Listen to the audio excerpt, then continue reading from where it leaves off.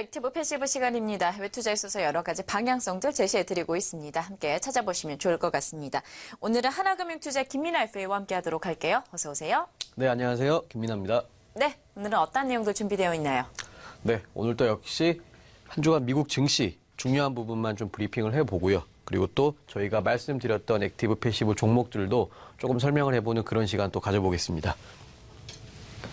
저서 어제 또 항상 말씀드리는 부분이지만 요즘에 얘기 굉장히 많이 드리는 것 같습니다. 미국 뉴욕 3대 지수가 사상 최고치를 마감가 기준으로 또 경신을 했습니다.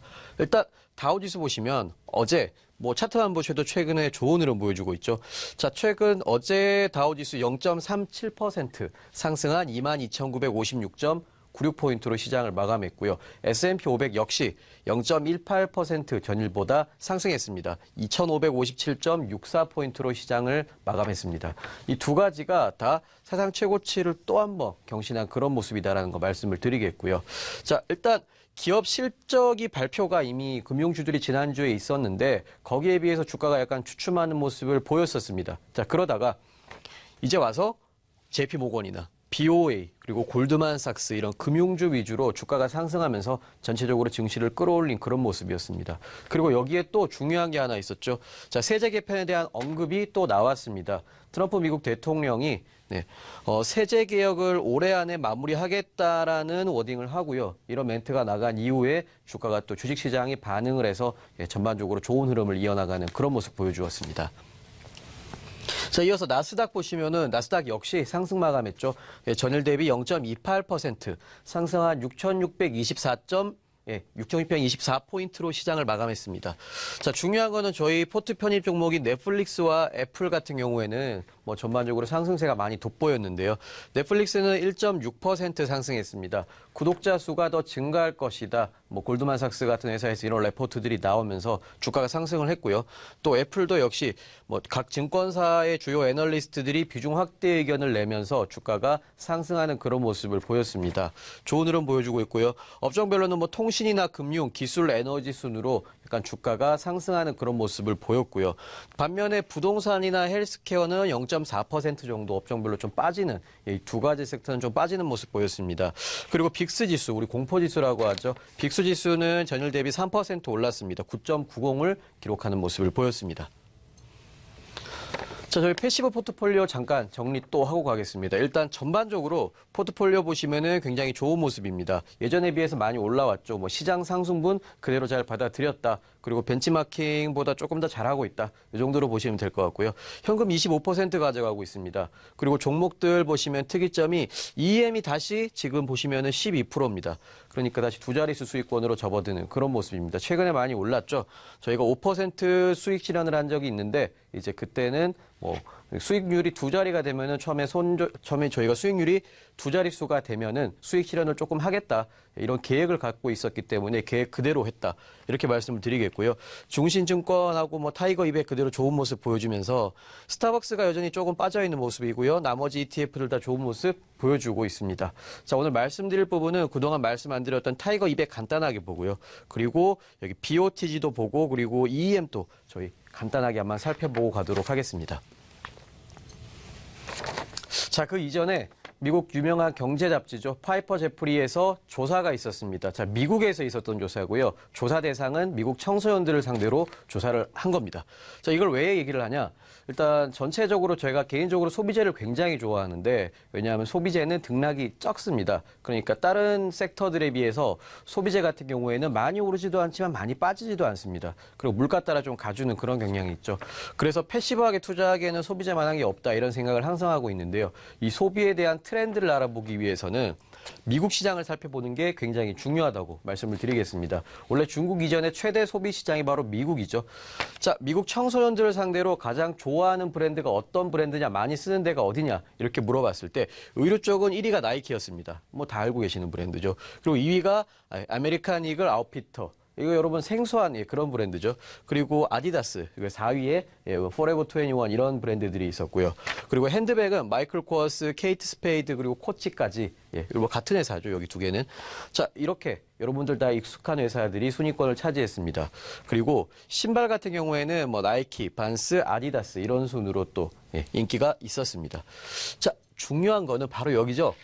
자, 레스토랑 부분 또 랭킹을 매겼는데요. 이 수익성과 평균 수입 쪽으로 매겼을 때 압도적으로 1위를 한 곳이 바로 저희가 갖고 있는 스타벅스였습니다. 역시 브랜드 파워가 굉장히 있다. 이렇게 말씀드리겠고요. 예.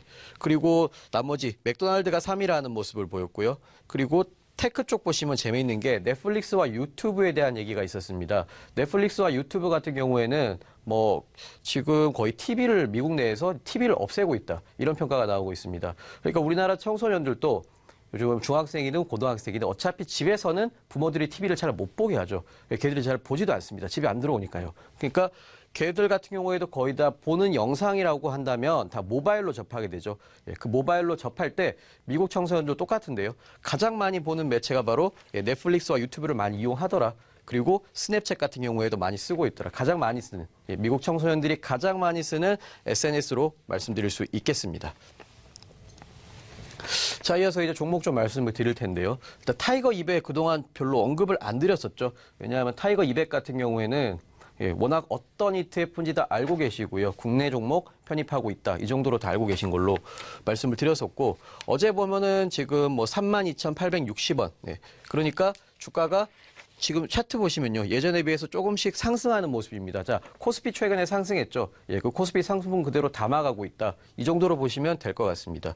그리고 ETF 제가 언급을 하는 이유가요. 오늘 이 분할 매수를 좀 말씀을 드리고 싶어서인데, 이 분할 매수가 무슨 말인지 이해는 되는데 정말 내가 하면 너무 힘든 게 이 분할 매수죠. 근데 여러분, 제가 저희 포트폴리오에 있는 종목들, 특히 ETF라고 하신다면은 적립식 펀드 하시듯이 매월 혹은 매주 이런 식으로 꼭 분할해서 사시면요, 굉장히 좋은 결과 있으실 거라고 보고 있습니다. 좋은 결과라면은 수익이 뎁스를 높인다, 그러니까 수익을 많이 낸다가 아니라 그것보다 저희가 주가가 하락했을 때 손실의 폭을 좀 줄여보자, 이 정도 의미로 보시면 될 것 같습니다.